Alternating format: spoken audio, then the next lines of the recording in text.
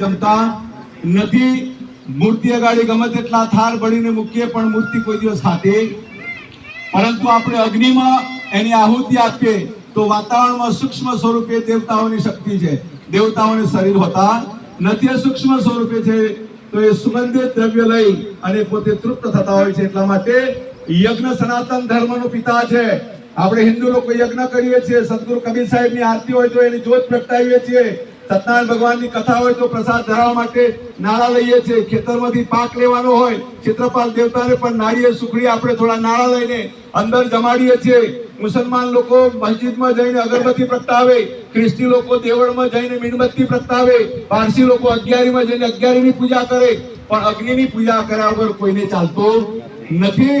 એટલા માટે અગ્નિ એ સનાતન ધર્મનો પિતા છે અને અગ્નિની પૂજા એ યજ્ઞમાં થતી હોય છે. ભાઈઓ બહેનો, એ યજ્ઞમાં દેવતાનું આવાહન કરીશું. ખાલી પાત્રમાં એક નાગરવેલનું પાન મૂકી દો.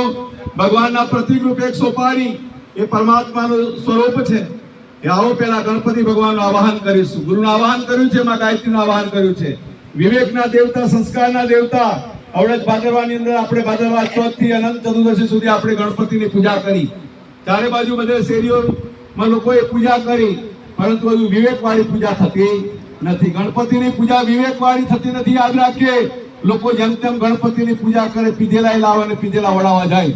ખાલી દેખાદેખી વધી છે, પરંતુ હાજર સંસ્કારો આવ્યા નથી. ગણપતિની પૂજા કરે ઘરે મા બાપને લાતો મારે. હવે ગણપતિ તો મા બાપની પૂજા કરીને આખા દુનિયામાં પૂજાયા છે. એમણે મા બાપની સેવા કરી છે. પહેલા દેવતા, કારણ કે આપણો ભગવાન આપણા માતા પિતા છે. ભગવાન બ્રહ્માને આપણે જોયા નથી, વિષ્ણુને પણ જોયા નથી, પણ આપણી મા એ બ્રહ્મા છે, જેણે એના ગર્ભની અંદર 9 મહિના રાખીને આપણું પોષણ કરીને આપણનું પિંડ બનાવી અને આપણું ઘડતર કરીને આ ધરતી પર આ દેહ આપ્યું છે. એટલે આપણી બ્રહ્મા આપણી મા છે. આપણા પિતાએ મહેનત કરીને આપણને ખવડાવીને મોટા કર્યા, એટલે વિષ્ણુ એ આપણા પિતા છે.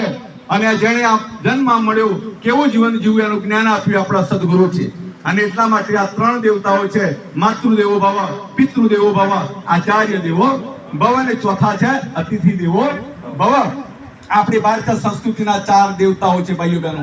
એટલા માટે ગણપતિની પૂજા કરતા હોય તો મા બાપની પહેલી પૂજા કરવી જોઈએ. મા બાપનું ધ્યાન રાખીએ.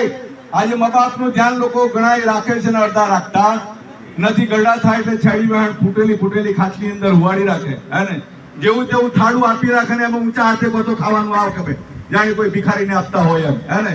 સારું ગોદડું ના આપે, સારો ખાટલો ના આપે, અને 12મું થાય તો હારા મારો ખાટલો લાવે, હારા મારું ભોજન બનાવે, હારા મારી ગોદડી લાવે, હે. આ 12માના દિવસે સમાજનો દેખાવ કરે, પણ હાચા મા બાપ જીવતા હોય ત્યારે આવી સેવા કરતા. આ કરો તો મા બાપ ખુશ રહેશે, અને મા બાપ ખુશ રહેશે તો આપણું જીવન પણ ધન્ય બનશે. ભાઈઓ બહેનો, એટલા માટે આ સમાજની અંદર આપણા મા બાપ દુઃખી ન બને, એટલા માટે સાચી ઉપાસના ગણપતિને હાથમાં ફૂલ ચોખા રાખી બાકીના બધા હાથ જોડી દો. ગણપતિ ભગવાનનું આવાહન.